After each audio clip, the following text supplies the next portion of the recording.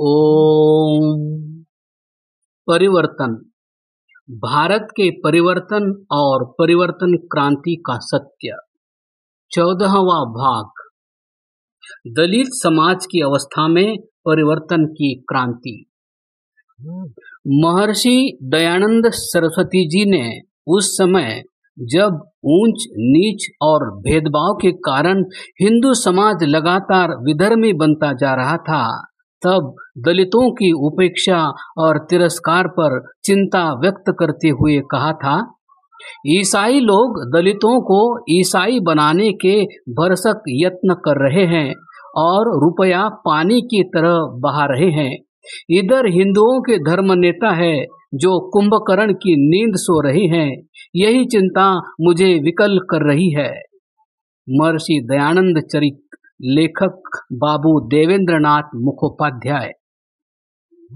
पहले वर्ण व्यवस्था की गलत व्याख्या करके और बाद में मुस्लिम आक्रांताओं द्वारा हमारे समाज को बांटने की नीति के चलते हमारे समाज के एक बड़े वर्ग को नारकीय जीवन जीने को मजबूर कर दिया गया था, जिसको शूद्र कहकर समाज से दूर कर दिया गया। उनकी उस समय की दशा देखकर कोई भी व्यक्ति आहे भर उठेगा। उदाहरण के लिए, किसी शूद्र जाति के बालक को किसी विद्यालय में और प्राचीन संस्कृत पाठशाला में पढ़ने का अधिकार नहीं था। कुछ रास्तों पर तो उनका जाना चलना भी बुरी तरह निषेध था। वह किसी भी ऊंची जाति के व्यक्ति को छू भी नहीं सकते थे। होटल आदि में इनके लिए मिट्टी के बर्तन अलग रखे होते थे, ताकि यह खाते पीते ही उसको फोड़ दें ताकि कोई और उससे न पी सके। उनके घर मुख्य गांव से कुछ दूरी पर अलग ही बनाए जाते थे। इनको घंटी बांधकर और मोरपंखी आदि लगाकर चलना पड़ता था, ताकि आवाज सुनकर और मोरपंखी देखकर इनको पहचान कर सब दूर रहें, ताकि किसी पर उनकी परछाई भी न पड़े। उनकी परछाई भी किसी पर पड़ जाती तो वह अपने को अपवित्र मान लेता था और गंगा में जाकर स्नान करता था और दलित को इसकी सजा मिलती थी। दलित परिवारों के घरों की महिलाएं गांव के बड़े लोगों के पैर छूती थी और न जाने कितनी घृणित परंपराएं इससे जुड़ी थी, जिनका यहाँ लिखना कठिन है। उनको मंदिरों में घुसने का अधिकार नहीं था, देवता के दर्शन करने का अधिकार भी नहीं था। उनको गांव के कुओं से पानी भरने का अधिकार नहीं था। उनकी बूढ़ी स्त्री चाहे विधवा भी हो, चाहे चलने की स्थिति न हो, गांव से दूर जोहड़ अर्थात तालाब से पानी भरें, कुओं से नहीं। वे गांव के तालाब और कुओं से पानी भी नहीं भर सकते थे। उनकी बारात में बैंड नहीं बजेगा, डोली और पालकी प्रयोग नहीं की जाएगी, उनका दूल्हा घोड़ी पर नहीं चढ़ेगा। ये तो कुछ उदाहरण मात्र है।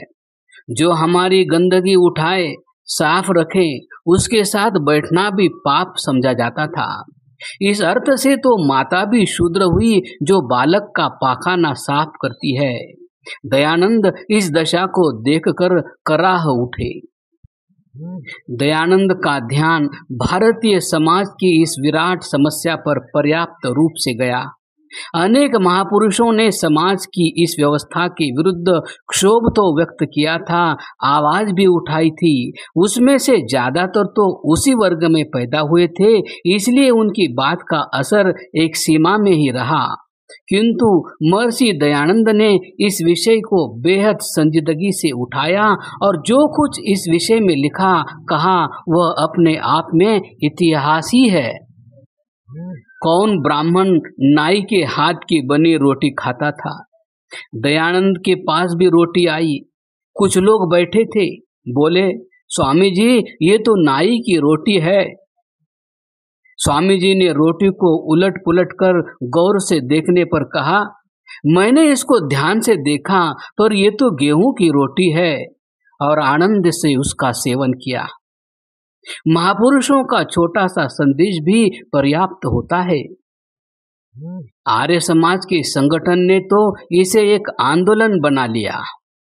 दलितों के लिए आर्य समाज के दरवाजे पूरी तरह खोले गए। सहभोज के आयोजनों द्वारा दूरियां मिटाने का प्रयत्न आरंभ हुआ। यज्ञोपवीत पहनने के प्रश्न को समाप्त करते हुए सबको यज्ञोपवीत पहनाने का काम आरंभ हुआ। दलितों के बच्चे के लिए स्थिति अनुसार अलग अलग विद्यालय खोले गए।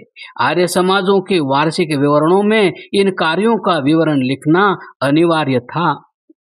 अभी तक संस्कृत पाठशालाओं में केवल ब्राह्मण कुल में उत्पन्न बालक ही पढ़ सकते थे, पर अब वेदों को और संस्कृत पढ़ाने वाले गुरुकुलों में दलित वर्ग और तथाकथित उच्च वर्ग के छात्रों के लिए निःशुल्क पढ़ने की व्यवस्था आरंभ हुई, जो एक बहुत बड़ी सामाजिक क्रांति थी। आर्य उपनाम की परंपरा का शुभारंभ।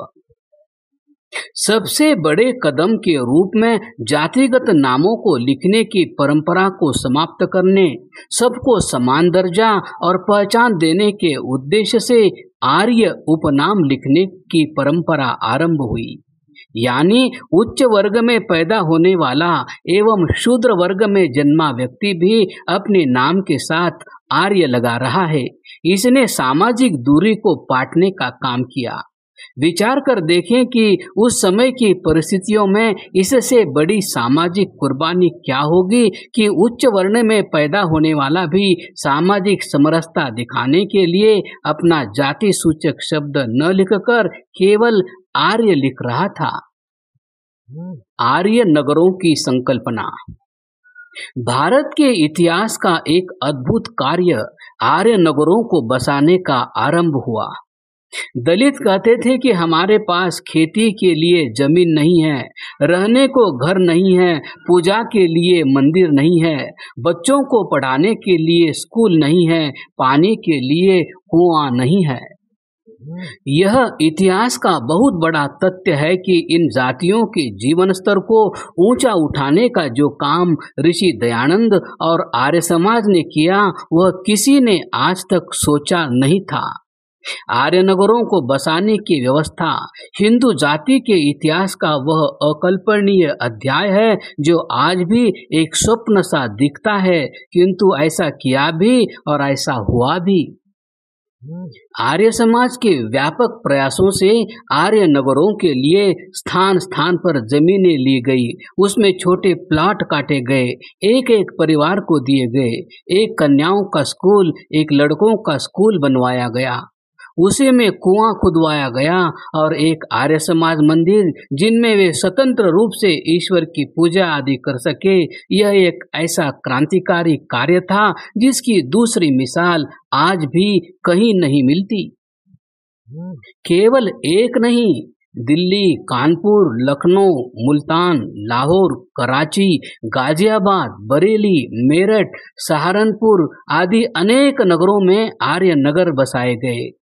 दुखद यह है कि किसी भी इतिहासकार ने आर्य समाज के इन अति विशेष कार्यों की कदापि चर्चा करना तक उचित नहीं समझा। आर्य समाजियों के सामाजिक बहिष्कार।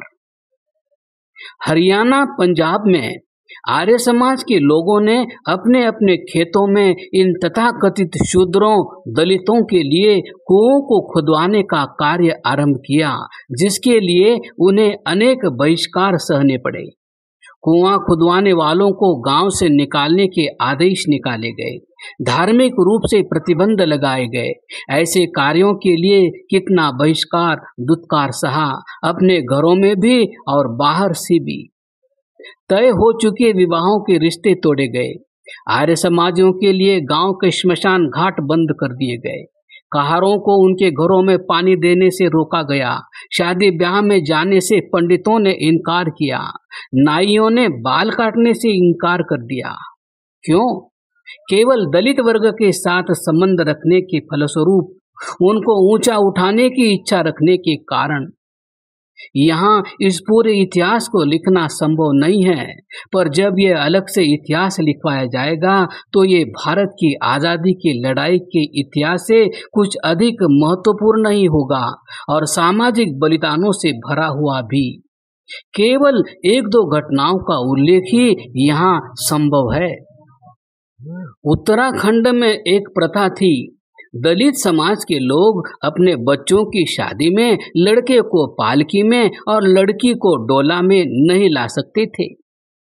हैरानी की बात है कि जो लोग डोला पालकी बनाने का काम करते हैं, जो लोग डोला पालकी उठाने का काम करते हैं, उनके स्वयं के बच्चों के विवाह में वही उसका उपयोग नहीं कर सकते थे। आंदोलन किया गया, आर्य समाज ने आवाज उठाई, आर्य समाज ने विरोध सहा, हमले हुए, सड़कों पर घसीटा गया, बलिदान हुए, पर अपने मार्ग पर डटे रहे। अंततः कुछ सामाजिक जागरूकता आई और कुछ कानून का सहारा बना, कानून बनवाया गया और इन कुप्रथाओं में कमी आनी आरंभ हुई। आर्य समाज के चल रहे प्रचार से प्रभावित होकर जम्मू कश्मीर के वीर रामचंद्र महाजन ने संकल्प लिया कि मैं क्षेत्र के दलित परिवारों के बच्चों के लिए स्कूल खुलवाऊंगा, एक कुआं खुदवाऊंगा और उनके साथ सहभोज करूंगा। विरोध हुआ, रोकने की कोशिश हुई।